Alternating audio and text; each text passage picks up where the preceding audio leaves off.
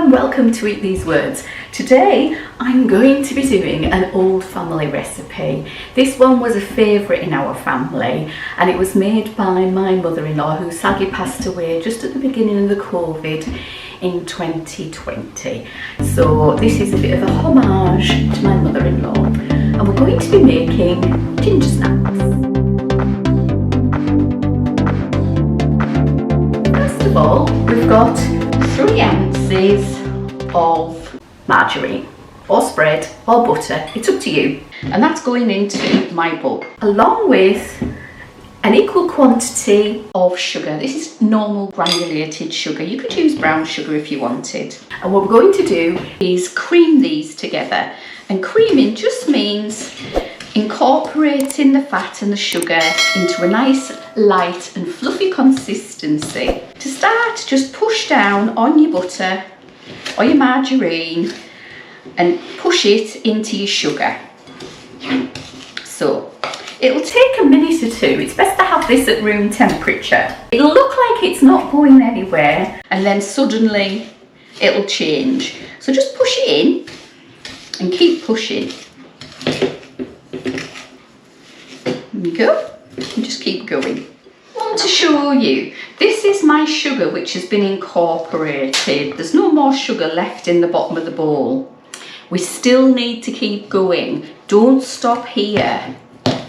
Keep going. You want basically the margarine and the sugar to cover the base of your bowl and be like double cream in colour.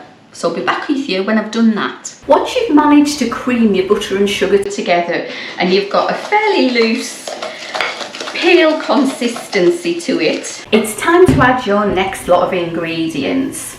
And they are 1 teaspoon of ginger, 1 teaspoon of cinnamon, 1 teaspoon of mixed spice, and 1 teaspoon of bicarbonate of soda. And all of those are going in.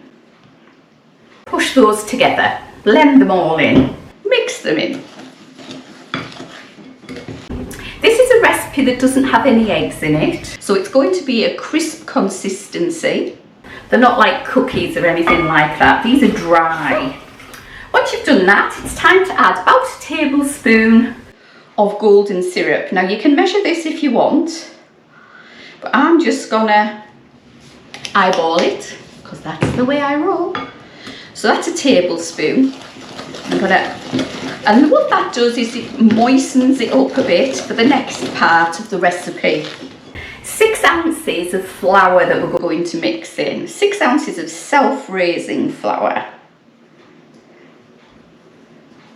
That's it. Pop that on top of there.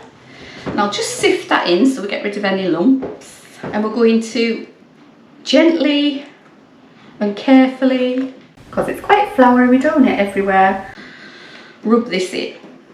It's a bit like making shortbread.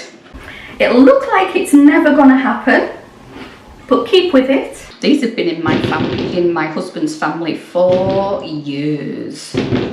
My mother-in-law used to make these just every Saturday, to be honest, or every Sunday. You'd go in and they'd be in the, you could smell them in the house. Okay.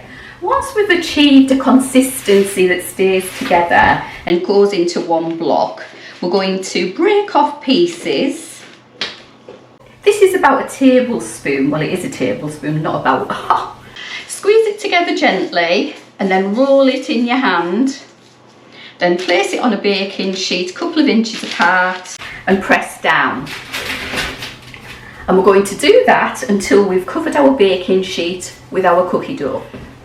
So that made 18 biscuits in all. I'm going to pop these in the oven for 10 minutes, check them at 10 minutes, up to a maximum of 15 minutes on gas mark 5.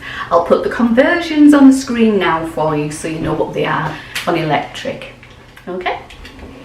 So once you've baked them, these ones baked for about 15 minutes, they'll come out of the oven very soft. Don't touch them, just leave them. And after about 10 minutes, they'll come out and you'll be able to pick them up and they'll be like this.